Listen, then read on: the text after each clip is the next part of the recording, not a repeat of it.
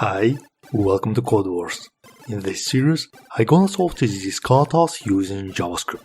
I'm Anatol, and you are watching the good parts of the front-end development. If this is your first time here, start now by subscribing.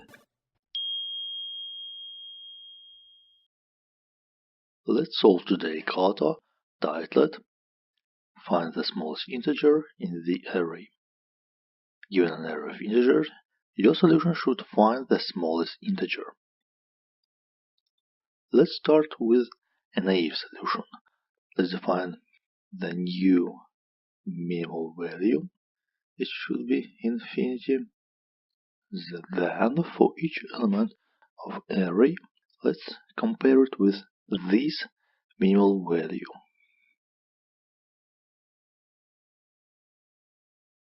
Now let's compare. If current element is lower than our minimal value, then it should be a new minimal value. Otherwise, do nothing and then return a new minimal. Yes, it works. Okay, now let's optimize this solution. Instead of this for loop, I can use sort method for an array. Let's try. Don't need this and return sort args and compare each element. So we have first and second element.